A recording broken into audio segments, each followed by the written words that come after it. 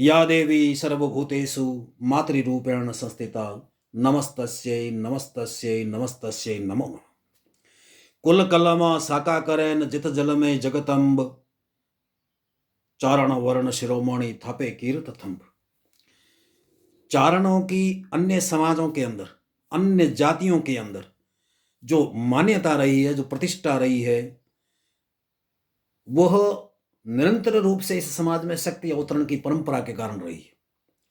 चारणों में अनेक देवियों ने अवतार लिया, जिन्होंने इस समाज का निर्देशन किया, समाज को सही राह चलने की सही राह बताई और पर्यावरण चेतना के विषय में, सांप्रदायिक सौहार्द के विषय में, जातिगत सौहार्द के विषय में उन्होंने हमेशा सर्वजन हिताय सर्वजन सुखाय का सुमुख संदेश दिया। मैंने आपसे कर्ण जी के विषय में बात की, माँ मालन दे के विषय में बात की, भगवती बांकल जी के विषय में बात की। आज मैं संक्षिप्त में भगवती देवलबाई के विषय में आपसे बात कर रहा हूँ, देवलबाई मिश्रण के विषय में। अनादारी मिश्रण अकां झले त्रिशूलां झल पाबू ने दी काल में गढ़ाओ बारण गल।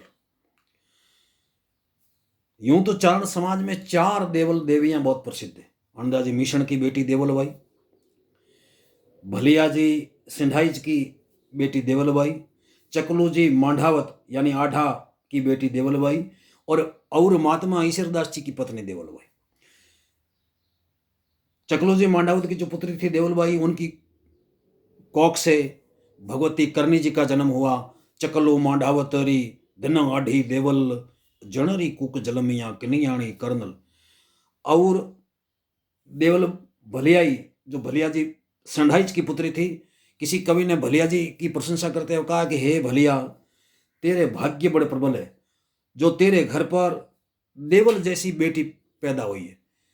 इसी के कारण तेरी जो कीर्ति है, तेरा जो यश है, वह न केवल भारत अपितु समुद्र के पार भी विस्तीर्ण हो गया है। भलिया थारो भाग देवल जड़ी दीकरी, अरे समुद्र लग सौभाग परवरियो सारी पृथ्वी।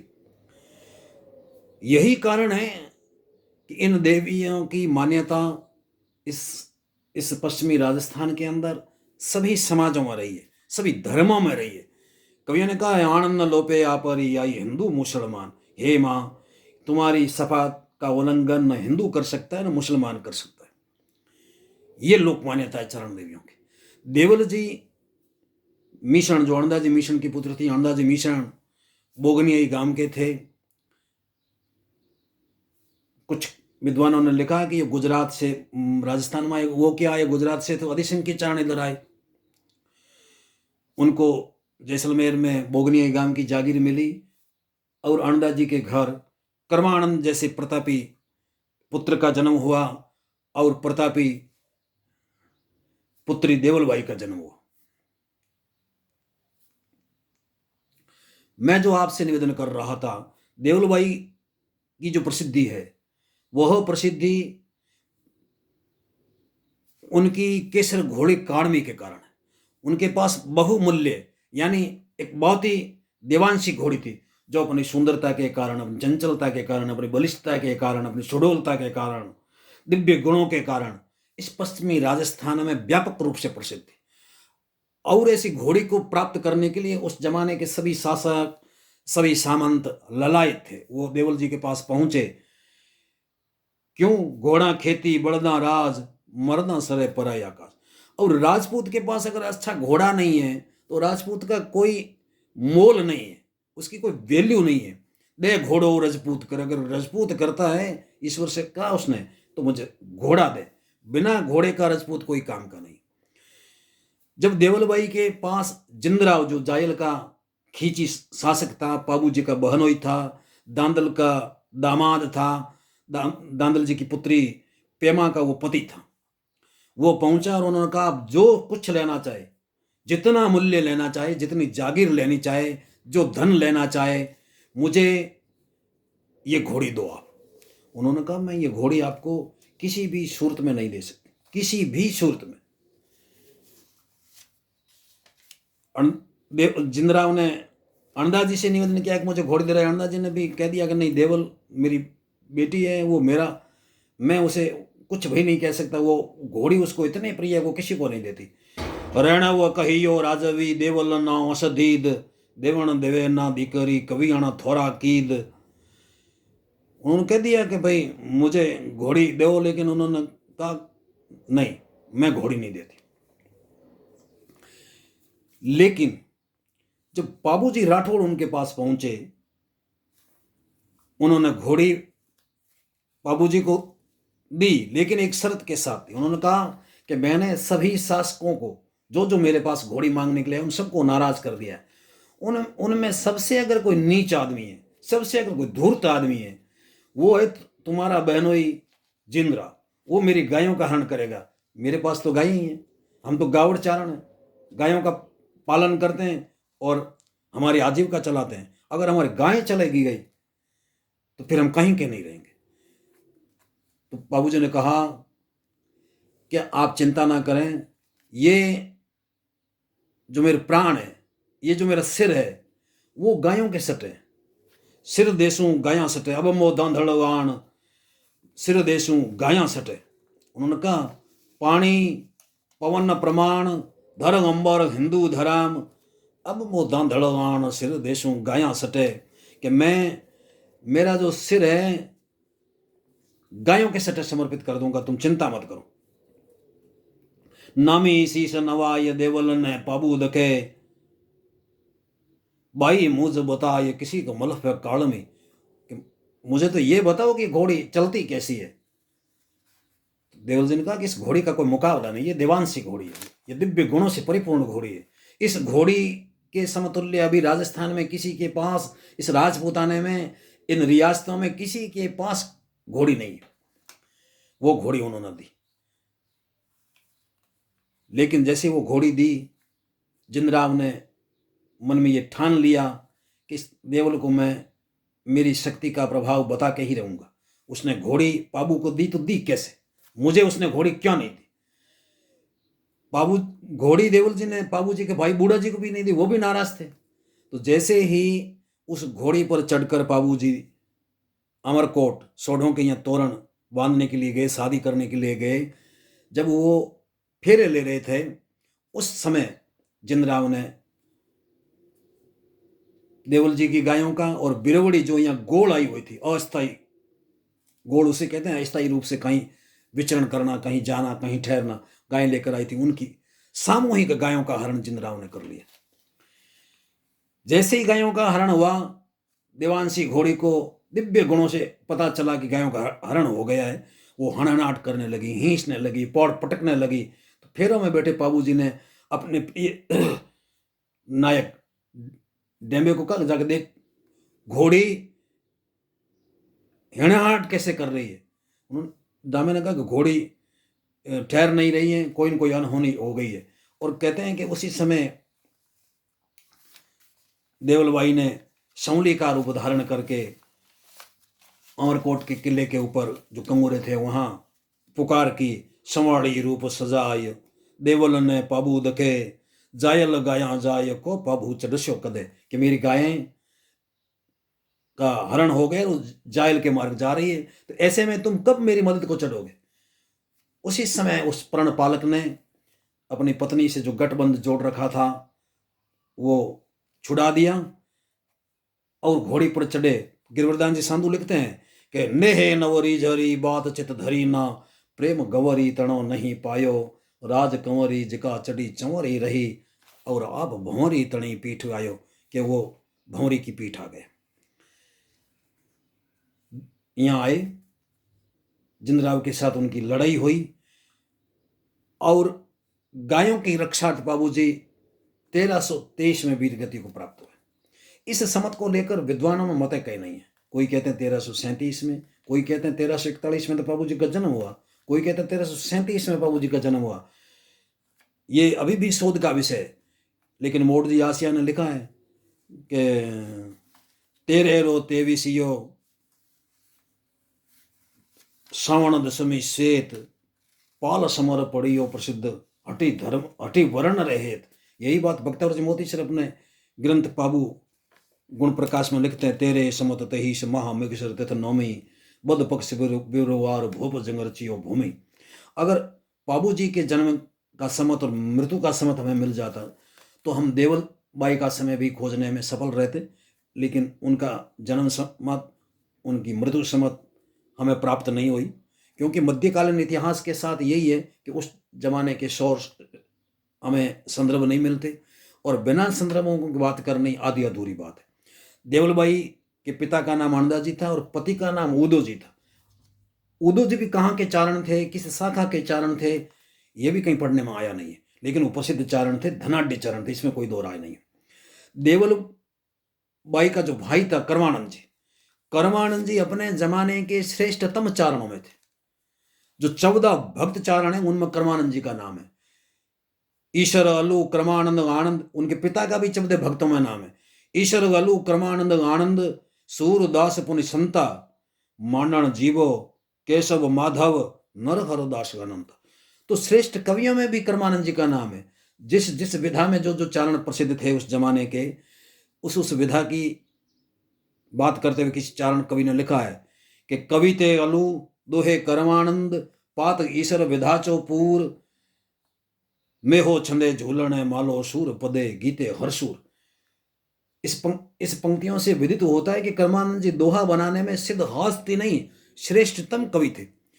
उनके दोहे क्या है, एक एक दोहा अगर उसकी हम व्याख्या करते जाएं तो एक एक ग्रंथ लिखा जा सकता है।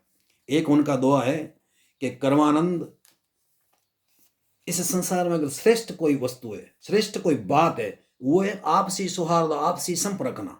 अगर हमारे बीच में आपसी प्रेम नहीं है, आपसी हेत नहीं है, तो हम नष्ट विनष्ट हो जाएंगे। लोग हमारा कुफायदा उठाएंगे, हमारे ऊपर शासन करेंगे, हमारा शोषण करेंगे। करमानंद जी लिखते हैं, करमानंद आनंद कहे सबसु प्यारो संप राय पड़े सिर पत्थरा। अगर पत्थर में भी दरार पड़ती है ना तो कोमल से कोमल घास उसमें जड़े रोप देता है, जड़ जड़ लोपे लंप। एक दो है उनका कि इस संसार में लोग जो दुखी है ना, वो इस कारण दुखी है कि उसने राम से तो उन्होंने अनुराग किया नहीं है, राम से तो उन्होंने राग मिला ही नहीं है। छोटे छोटे देवताओं के चक्कर में पड़े, चमत्कारों की आशा में।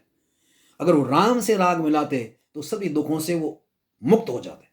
करमानंद आनंद कहे लोग दुखी यण लाग, और लोहड़ा देव लडाविया वो रामन गायो राग। एक उनका दोहा है जिनके विषय में किंवदंती चलती है कि एक बार करमानंद जी अपने घर पर जलाने के लिए लकड़ियां लेकर आए, बोझा उठा के, भार उठा के।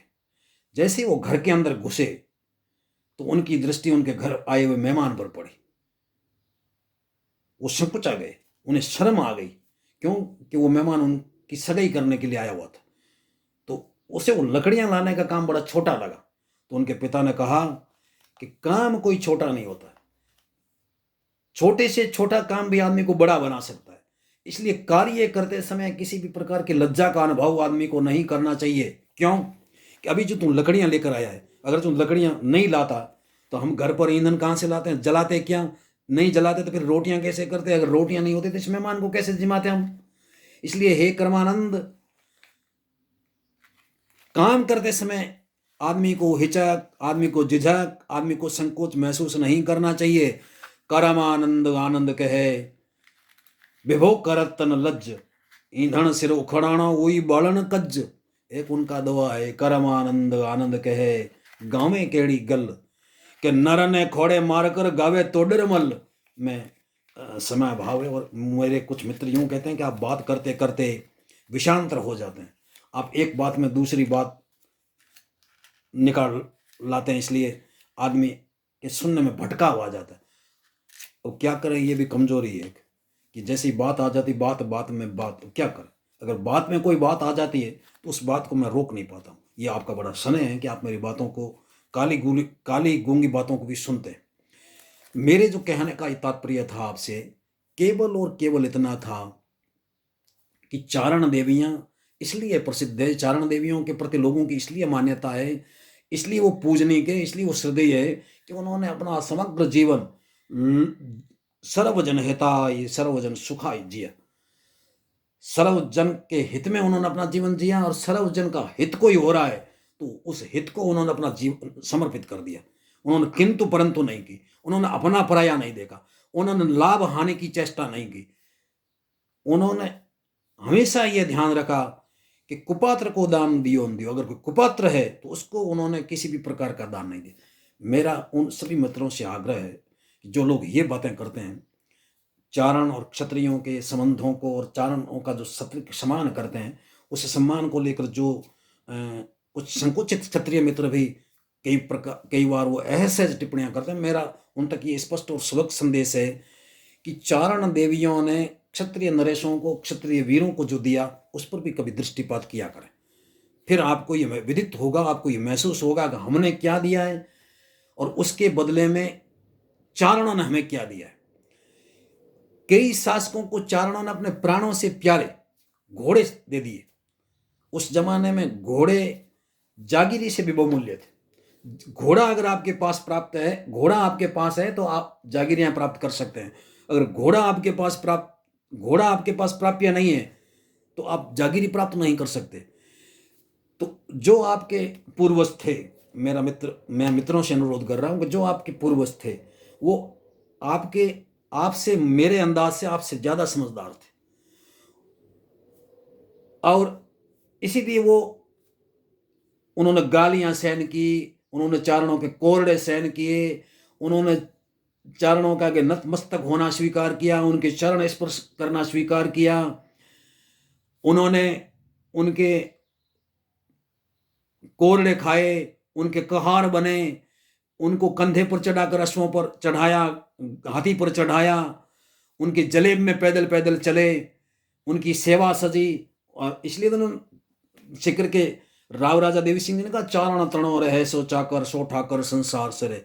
तो मित्रों, कभी कभी आप उस बात पर भी दृष्टिपात किया करें कि क्षत्रियों को चारणों ने क्या दिया।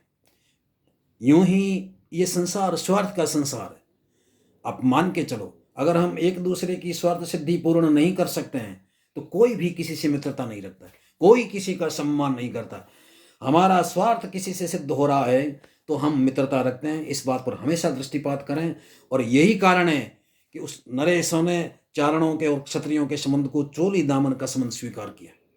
तो आप भी मित्रों, ये जो हल्की से हल्की भाषा का प्रयोग कर रहे हैं, ऐसा मत करें, क्योंकि हमारे पास ऐसे भी उदाहरण हैं, हमारे पास ऐसे भी दाखले हैं, वो बात आपसे शायद सहन नहीं हो पाएगी।